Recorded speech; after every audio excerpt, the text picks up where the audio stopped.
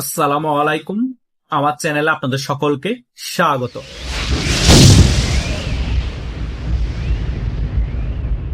বাংলাদেশ আওয়ামী লীগের সভানেত্রী শেখ হাসিনা জাতিসংঘকে লিগেল আইনি নোটিশ পাঠিয়েছে আন্তর্জাতিক আইনজীবীর মাধ্যমে। কি জন্য আইনি নোটিশ পাঠিয়েছে এটা নিয়ে নিউজ হয়েছে, সেই নিউজটা আমি আপনাদেরকে দিয়ে দিচ্ছি। জুলাই আন্দোলনে নাকি 1400-র উপরে মানুষ মারা গিয়েছে, সেই বিষয়টা নিয়ে জাতিসংঘ একটি নিউজ করেছিল, কিন্তু সেটার কোনো সত্যতা দেখাতে পারেনি জাতিসংঘ। কারণ বাংলাদেশের নিউজ মিডিয়ায় বিভিন্ন জায়গায় এসেছে সেটার সংখ্যা 800 থেকে 900-র কাছাকাছি। সেটারও কোনো প্রমাণ দিতে পারে নাই। ডক্টর ইউনূস সরকার যখন ক্ষমতায় এসেছিল তখন সারা বাংলাদেশ মিলে কোনোভাবে মিলিয়ে 650 জনের তালিকা পেয়েছিল। সেগুলোর মধ্যে অনেকেই জীবিত পরবর্তীতে ফিরে এসেছে। এই সকল বিষয়কে পর্যালোচনা করেই শেখ হাসিনা জাতিসংঘের কাছে লিগেল নোটিশ দিয়েছে যে আপনারা কেন ভুয়া তথ্য পাবলিশ করেছিলেন। সেই বিষয়টা নিয়ে কি জাতিসংঘ কোনো জবাবদিহিতা করবে? এখন জাতিসংঘ শেখ হাসিনা লিগেল নোটিশের কারণে আতঙ্কে পড়ে গিয়েছে। জাতিসংঘ কি বানানো খবর প্রচারণা করেছিল তখন আন্তর্জাতিক কোনো চাপের কারণে? সেগুলো কিন্তু এখন প্রশ্নের সম্মুখীন হবে। এগুলা জনগণের বোঝা দরকার যে জাতিসংঘ যে সবসময় সঠিক তথ্য দেয়, জাতিসংঘ যে সবসময় সত্য তুলে ধরে সেটা না। জাতিসংঘ অনেক সময় আন্তর্জাতিক চাপের কারণে মিথ্যা তথ্য দিতে পারে। সেটা কিন্তু শেখ হাসিনা লিগেল আইনি নোটিশের কারণে প্রমাণিত হয়ে গিয়েছে। আজ যদি প্রমাণিত না হয়, জাতিসংঘ প্রমাণ করুক যে 1400 মানুষ কিভাবে মারা গিয়েছে, কারা মারা গিয়েছে। তথ্য দেখ, যেখানে সরকারের কাছে তথ্য নেই, যেখানে এনসিপি, বিএনপি, জামাতের কাছে তথ্য নেই, জাতিসংঘের কাছে কোথা থেকে তথ্য আসলো? তার মানে আন্তাজে একটা তথ্য জাতিসংঘকে দিয়ে দেওয়া হয়েছিল, জাতিসংঘ সেটাকে আন্তর্জাতিক চাপের কারণে নিউজ আকারে প্রচার করেছিল। শেখ হাসিনার ভাবমূর্তি নষ্ট করার জন্য, শেখ হাসিনা পতন হওয়ার পরে মানুষ যাতে শেখ হাসিনাকে অনেক খারাপ জানে, শেখ হাসিনা গণহত্যাকারী জানে, এই সকল বিষয়কে ভালোভাবে ইস্টাবলিশ করার জন্য। কিন্তু বাস্তবে আমার মনে হয় 300-400-র উপরও মানুষ মারা যায়নি। আর এখানের মধ্যে 100 থেকে 200 মানুষ এই এনসিপি, জামাত তারা সেন্টিগ্রেট করে নিজেদের মানুষকে মেরে ফেলেছিল স্নাইপার রাইফেলের মাধ্যমে। 7.6 যে বুলেট এর কথা বলা হয়েছে, এই স্নাইপার রাইফেলের বুলেট, সেটার মাধ্যমে মেরে ফেলেছে। তারপর আন্দোলন চাঙ্গা হয়েছে। আন্দোলন যখন চাঙ্গা হয়েছে, দুই পক্ষের সংঘর্ষের মাধ্যমে আরো 150 থেকে 200 জন মারা গিয়েছে। সো এটাই হচ্ছে বাস্তবতা। এই বাস্তবতার নিরিখে শেখ হাসিনাকে কোনোভাবে গণহত্যাকারী বলা যায় না এবং শেখ হাসিনা সরকারকে গণহত্যাকারী বলা যায় না। সেই কারণে এই বিষয়গুলোকে ধামাচাপা দেওয়ার জন্য আন্তর্জাতিকভাবে জাতিসংঘকে দিয়ে একটা রিপোর্ট করানো হয় যে 1400 মানুষ মারা গিয়েছে শেখ হাসিনার সরকার থাকা অবস্থায়। শেখ হাসিনার প্রশাসনিক 1400 মানুষ মেরেছে শেখ হাসিনার নির্দেশে।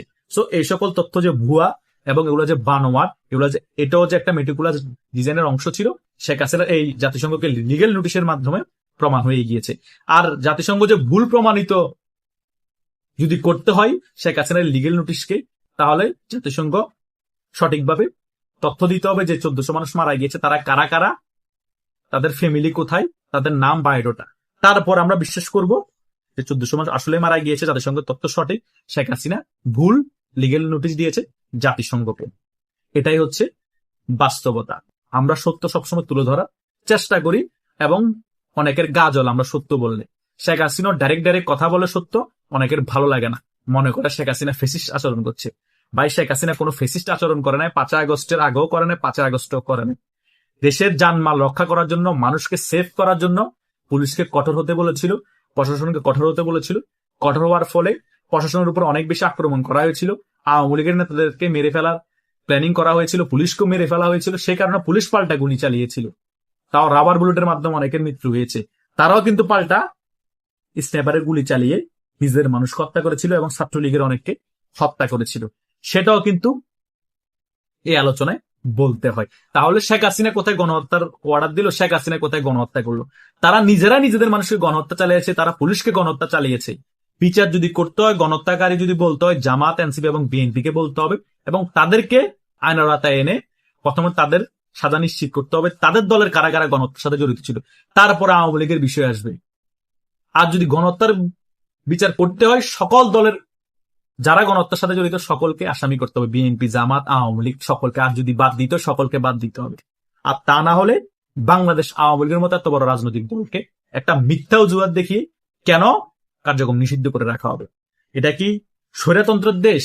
এটা কি একনায়কতন্ত্রের দেশ যে একটা মতাদর্শ, একটা সিন্ডিকেট মিলে দেশটা পরিচালনা করবে? কই আওয়ামী লীগের শাসন আমলে দিনের ভোট রাতে করেছে। বিএনপিকে কি নিষিদ্ধ করে রেখেছিল? জামাতকে কি নিষিদ্ধ করে রেখেছিল? টেকনিক্যালি ভাবে প্রভাব বিস্তার করে রেখেছিল। বিএনপি আর জামাত ভয়ে নির্বাচনে আসে না, তারা মনে করেছে আমাদের অবস্থান ভালো না, আমরা নির্বাচনে জিততে পারবো না। সো বিএনপি জামাত নিজেরাই ভোট বয়কট করেছে। আওয়ামী লীগ কি 12 ফেব্রুয়ারি মাহবুব নির্বাচন বয়কট করবে বলেছে? তোমরা ভয়ে আওয়ামী লীগের জনপ্রিয়তা দেখে আওয়ামী লীগের কার্যক্রম নিষিদ্ধ করে রেখেছো, যাতে ভোটে যাতে আওয়ামী লীগ অংশগ্রহণ করতে না পারে। সো জনগণ সকল কিছু বুঝে, জনগণ চোদু না।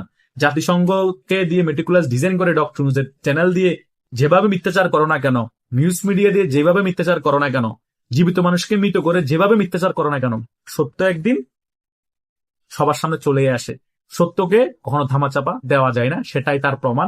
আস্তে আস্তে সকল তথ্য বাইর হয়ে আসবে যে 7.6 বুলেট দিয়ে কোন স্নাইপাররা, কোন দেশের গোয়েন্দা সংস্থার স্নাইপাররা এভাবে গুলি করে হত্যা করেছিল এবং কতজন লোককে হত্যা করেছিল, কিভাবে হত্যা করেছিল, তাদের কত টাকার বিনিময়ে ভাড়া করেছিল, সেগুলো আস্তে আস্তে প্রচার হবে। এখন জাতিসংঘ যে ভুল তথ্য দিয়েছে সেটাও প্রমাণিত হচ্ছে এবং অনেক জীবিত লোককে যে মৃত করে মামলা করা হয়েছে সেটাও অলরেডি 2 বছরের মাথায় প্রমাণিত হয়ে গিয়েছে।